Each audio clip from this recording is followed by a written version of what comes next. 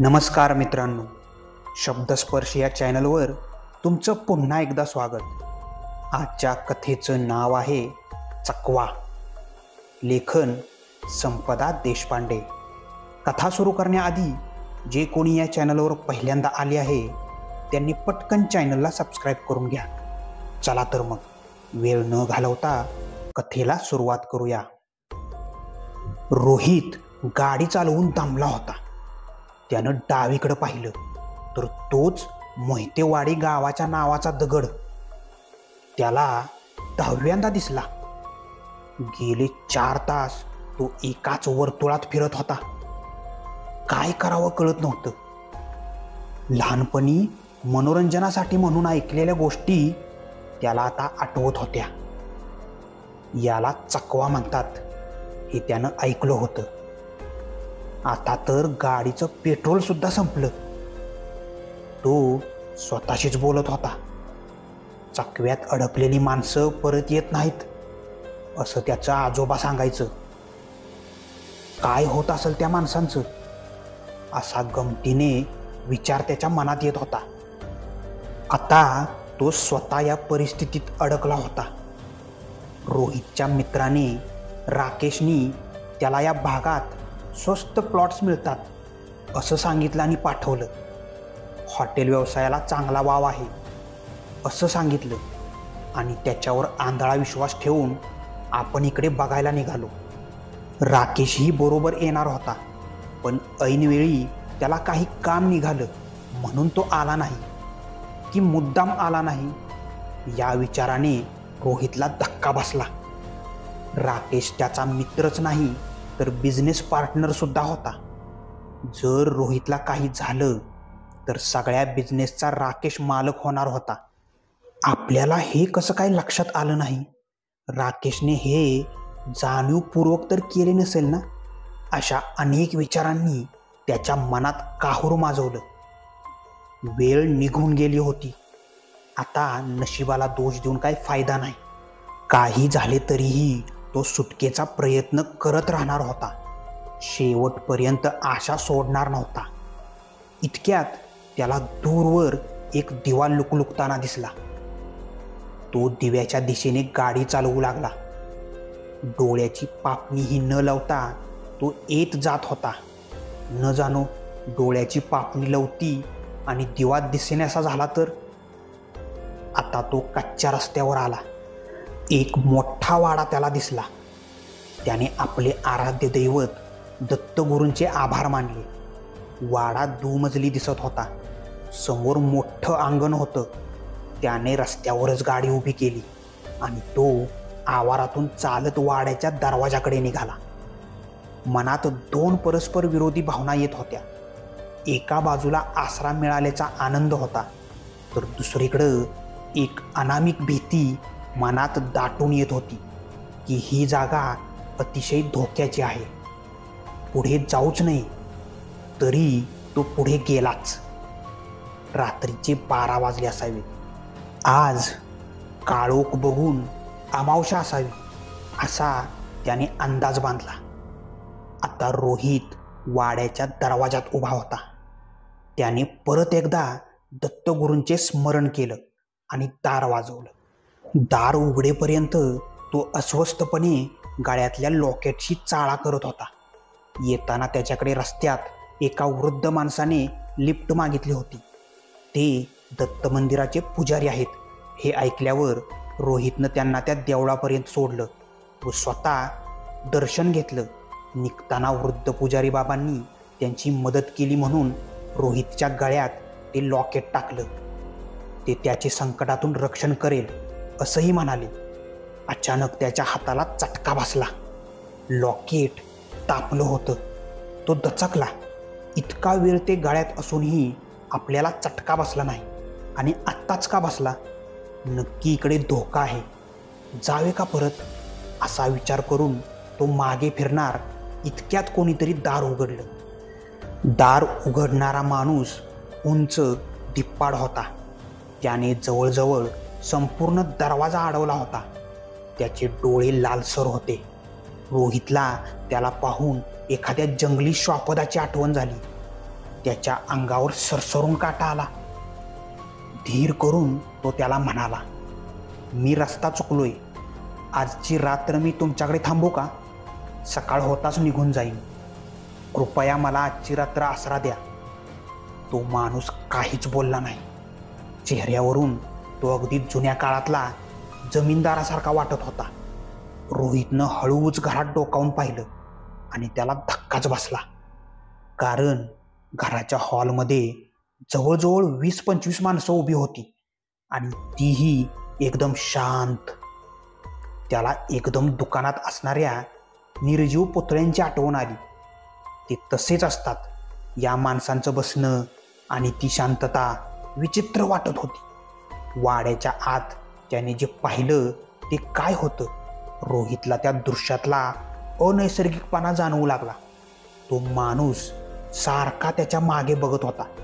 शेवटी त्याने विचारलं, तुमच्याबरोबर कोणी आहे का? रोहितने मागे वळून पाहिलं आणि तो म्हणाला, नाही हो, मी एकटाच तर आहे. प्लीज मला घरात घ्या. पण तो माणूस काही केल्या दारातून बाजूला होत नव्हता. तो परत परत रोहितला तुमच्याबरोबर कोणी नाही ना असं विचारत होता. शेवटी रोहित वैतागला आणि म्हणाला, अहो मी एकटाच आहे, दिसत नाही का तुम्हाला? मला जर घरात घ्यायचं नसेल तर तसं स्पष्ट सांगा. असं बोलून रोहित ताड ताड पावले टाकत गाडीजवळ गेला आणि रागाने गाडी स्टार्ट केली. वाड्याच्या आवाराच्या बाहेर येताच त्याच्या गळ्यातलं लॉकेट थंड झालं. परत त्याला धक्का बसला. नक्कीच वाड्याचा परिसर धोक्याचा असणार. धोका अजूनही टळला नव्हता. पूर्ण मोहितेवाडीच धोक्याची होती. काही करून इथून बाहेर पडायचं होतं. त्याने विचार केला. तो सरळ निघाला. आपण कोणत्या रस्त्याने इथंपर्यंत आलो हेही त्याला आठवत नव्हतं. तरीही प्रयत्न करायचं त्यांनी ठरवलं. पुन्हा एकदा दत्तगुरूंचे स्मरण करून त्याच रस्त्याने पुढे निघाला. आता जवळजवळ पहाटेचे 4 वाजत आले होते. इतक्यात त्याला समोर रस्ता दिसला. तो अनोळखी वाटत होता, कारण रोहित कालपासून या रस्त्यावरून गेलाच नव्हता. शेवटी एकदाचा ज्या फाट्यावरून तो आत शिरलेला तो फाटा त्याला दिसला. आपण मोठ्या संकटातून सुटलोय याची त्याला जाणीव झाली. त्याने निश्वास सोडला आणि तो पुढे आला. त्याने मागे वळून पाहिले तर तो ज्या रस्त्याने आला तो रस्ताच नाहीसा झाला होता. एवढ्यात त्याला चहाची एक टपरी दिसली. हायवे असल्यामुळं तो टपरीवाला पहाटे पहाटेच टपरी उघडत असावा. रोहितने गाडी थांबवून त्याच्याजवळ एक कप चहा मागितला. कोणीच गिऱ्हाईक नसल्यामुळं तो टपरीवाला रोहित बरोबर बसून गप्पा मारू लागला. कुठून आला म्हणायचं? रोहितने त्याला रात्री घडलेली सर्व हकीकत सांगितली. तो डोळे विस्फारून ऐकत होता. साहेब, काय सांगताय तुम्ही? मोहितेवाडीच्या चकव्यातून बाहेर पडला? असं बाहेर पडलेलं बहुतेक आजपर्यंत तुम्हीच आहात. रोहितला बाहेर पडल्याचा आनंद होताच आणि मोहितेवाडीचा चकवा काय आहे हे त्याला ऐकायची उत्सुकता होती. तो टपरीवाला म्हणाला, साहेब, खरं खोटं माहीत नाही. पिढ्यानपिढ्या ऐकलेल्या गोष्टी आहेत. पूर्वी मोहितेवाडी अतिशय सुखी आणि संपन्न असं छोटंसं गाव होतं. त्या गावाचे जमीनदार रावसाहेब म्हणजे देव माणूस, एक दिवस अचानक त्यांना अपघातात मृत्यू आला. संपूर्ण गाव दुःखी झालं. त्यानंतर त्यांचा मुलगा राणा याच्या हातात सत्ता आली.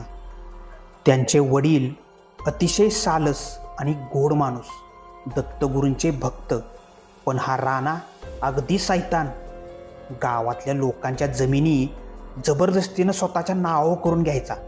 लोकांच्या घरातले दागदागिने, पैसा अडका सगळं आपल्या हवेलीत आणून ठेवायचा. जे जमिनींचे मालक होते त्यांना त्यांच्याच जमिनीत गडी म्हणून राबवायचा. त्यांचा छळ करायचा. गावातल्या मुलीबाळींवर याची वंगाळ नजर असायची. लोक त्यांच्या अत्याचाराला कंटाळून गेले होते. त्याच्या वडिलांनाही त्यानेच मारलं असावं अशी लोकांना शंका होती. त्या गावात एक सुंदर दत्त मंदिर होतं. त्या गावातले देवळाचे पुजारी होते राघोपंत. त्यांच्या मुलीवर या राणाची नजर पडली. सुमित्रा अतिशय सुंदर होती. राणांनी तिला आपलंसं करण्याचा खूप प्रयत्न केला, परंतु तिच्यावर राघोपंतांचे संस्कार होते. राणाचा दुष्टपणा तिला चांगलाच माहीत होता, त्यामुळे ती काही केल्या त्याला बदली नाही. दागदागिन्यांच्या सत्तेचा, जमीन जुमल्याचा तिला मोह नव्हता. शेवटी ती ऐकत नाही म्हणून राणानं तिला जबरदस्ती उचलून आणण्यासाठी माणसं पाठवली. राघोपंतांना ही गोष्ट कळली. ते घाईघाईने घराकडे निघाले, पण फार उशीर झाला होता. ती माणसे आलेली पाहताच सुमित्राने स्वतःला जाळून घेतलं. राघोपंतांच्या हाती फक्त तिची राखच आली. राघोपंतांनी चिडून जाऊन राणाला शाप दिला की ज्या सत्तेच्या आणि पैशाच्या जोरावर तू इतरांवर अत्याचार केलेस, त्या सत्तेमध्येच तू अडकून पडशील. हा तुझा वाडाच तुझ्यासाठी स्मशान बनेल. आजपासून ही मोहितेवाडी एक मोठा चकवा बनेल. 10 वर्षांनी येणाऱ्या ठराविक अमावस्येच्या रात्री हे गाव सामान्य लोकांसाठी प्रकट होईल. जे दुर्दैवी जीव असतील फक्त तेच ह्या चकव्यात अडकतील आणि तुझे गुलाम होतील, परंतु जे दत्तभक्त असतील त्यांना हा रस्ता दिसणारही नाही, किंवा अडकले तर या चकव्यातून सुखरूप बाहेर पडतील. त्यांचे रक्षण मी स्वतः करीन. तू इथेच तडपडून मरशील, असा श्राप दिला. हळूहळू मोहितेवाडी ओस पडू लागली. सर्व लोक ते गाव सोडून निघून गेली. राघोपंतही देवळातली दत्ताची मूर्ती घेऊन कुठेतरी निघून गेले. ते ओसाड गाव सामान्य लोकांच्या नजरेसाठी नाहीसे झाले. फक्त अमावस्येच्या रात्री, ते पण दर अमावस्येला नाही, काही ठराविक दिवशीच मोहितेवाडी सामान्य माणसासाठी प्रकट होते. राणाचा नाश करणं राघोपंतांना शक्य नव्हतं, कारण त्याच्या मागे वाईट शक्ती होत्या. राणाने आपला आत्मा त्यांना देऊन हे मृत्यूनंतरचं आयुष्य स्वीकारलं होतं. पण साहेब, ही कथा आहे. माझा यावर विश्वास नाही, पण माझा बाप ही मला गोष्ट सांगायचा. आता तुम्ही बोललात त्याच्यावरून नक्कीच तुम्ही राणाच्या हवेलीपर्यंत गेलात, पण आश्चर्य आहे की तुम्ही आत कसे गेला नाहीत. रोहित यावर म्हणाला. अरे, त्या माणसाच्या आडून मी आतमध्ये डोकावून पाहिलं. अनेक माणसं अगदी स्तब्ध पुतळ्याप्रमाणे बसलेली होती. साहेब, ही तीच माणसं असणार जी चकव्यात सापडली होती. त्यांना त्या राणाने गुलाम बनवून ठेवलं होतं. पण मला अजून कळत नाही की तुम्ही चकव्यातून वाचलात कसे. ही दत्त महाराजांची कृपा, रोहित म्हणाला. त्यांनीच मला वेळीच सावध केलं आणि या चकव्यातून बाहेर काढलं. मग रोहितने त्याला आपल्या लॉकेटचा किस्सा सांगितला. अहो, त्या राणाला तुमच्या मागे कोणीतरी दिसत होतं, म्हणजे राघोपंत महाराज. हो, तेच असणार. म्हणून तर त्यांनी तुम्हाला घरात घेतलं नाही. एकदा का तुम्ही त्या घरात गेला असता की तुम्ही पण आतल्या माणसांप्रमाणे त्याचे गुलाम होऊन पडला असता. दत्त महाराजांनी तुमच्यावर खरंच खूप मोठी कृपा केली. त्यांचे आभारच मानायला हवेत. रोहित हसत म्हणाला. हो रे बाबा, चल आता मी निघतो. मुंबईच्या वाटेवर विचार करत होता की राणाला आपल्या मागे नक्की कोण दिसलं. आपल्यालाही आपल्या मागे काहीतरी पवित्र शक्ती असल्याची जाणीव होत होती. ते पुजारी बाबा, नक्कीच ते राघोपंत असणार.